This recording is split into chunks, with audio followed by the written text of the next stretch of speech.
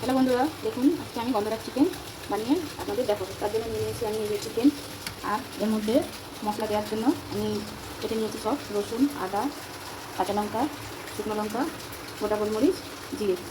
আর main হচ্ছে এই গন্ধরাজ লেবু, এর এই গায়ের এই ছালটা আর রসটা আমি দেবো, আর দেবো টমেটো কুচি। কড়া গরম হয়ে গেছে, প্রথমে তেলটা দিয়ে নিই। তো এবারে শুকনো পেঁয়াজটা তেলের মধ্যে আমি দিয়ে নেবো।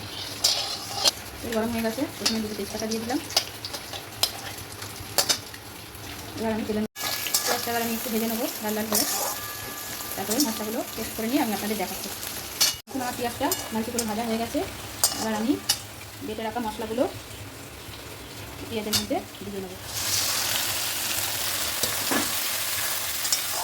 এবার এটা ভালো করে কষিয়ে নেবো। এর মধ্যে এবার একটু দিয়ে নেবো হলুদের গুঁড়ো, আর দেবো টমেটো কুচিগুলো। সব দিয়ে একসাথে আমি ভালো করে মশলাটা কষিয়ে নেবো। দেখুন মশলাটা আমার ভালো করে কষানো হয়ে গেছে, মশলা থেকে তেল ছেড়ে দিয়েছে। এবার আমি এই মশলার মধ্যে লবণ দিয়ে নেবো।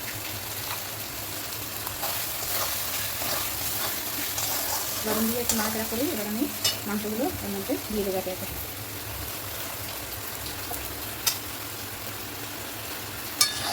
মাংস দিয়ে মশলাটা এখন ভালো করে কষিয়ে নেবো মাংসটাকে।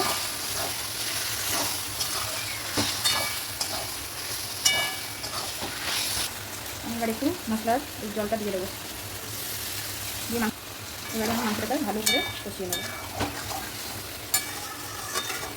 দেখুন আমি মাংসটা কষাতে কষাতে এর মধ্যে আমি দিয়ে দেবো এই গন্ধরাজ লেবুর গায়ের এই ছালটা পেঁয়াজ করে দিয়ে দেবো। সাদা অংশটা দেবো না, উপরে যে পাতলা ছালটা আছে সবুজ ছালটা, ওটা আমি হালকা করে দিয়ে নেব। দেখুন এই যে লেবুর এই গায়ে সবুজ ছালটা আমি দিয়ে নিয়েছি, এটা মাংসের সাথে ভালো করে মিশিয়ে নেব। এবার দেবো এই লেবুর রস, গন্ধরাজ লেবুর রসটা আমি দিয়ে নেব। এই লেবুর রসটা আমি চিপে এর মধ্যে দিয়ে নিচ্ছি। খুব বেশি রস দেবো না, একটু খালি 2 লেবুর রস আমি মাংসের মধ্যে দিয়ে নেবো গন্ধরাজ লেবুর গন্ধর ফ্লেভারটা আসার জন্য।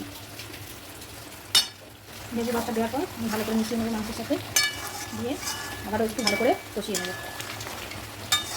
দেখুন চিকেনটা আমার ভালো করে কষানো হয়ে গেছে, এই যে তেল ছেড়ে দিয়েছে চিকেন থেকে। এবার আমি এর মধ্যে চিকেনটা সিদ্ধ হওয়ার জন্য একটু গরম জল দিয়ে দেবো।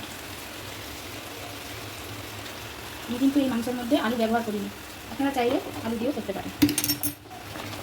আমি অল্প পরিমাণে জল দিলাম, কারণ চিকেনটা একটু কষা কষাই হবে, শুধু চিকেনটা সিদ্ধ হওয়ার জন্য অল্প পরিমাণে জল দিয়ে দিলাম। দেখুন আমার চিকেনটা হয়ে গেছে, এবারে আমি লেবু পাতাগুলো দিয়ে দেবো। এটা কিন্তু আমি কোনো গরম মশলা ব্যবহার করছি না, গরম মশলা ব্যবহার করলে লেবুর যে গন্ধরাজ লেবুর যে ফ্লেভারটা পাওয়া যায় না। লেবু পাতা দিয়ে কিন্তু আমি বেশিক্ষণ রাখবো না, নামিয়ে নেবো।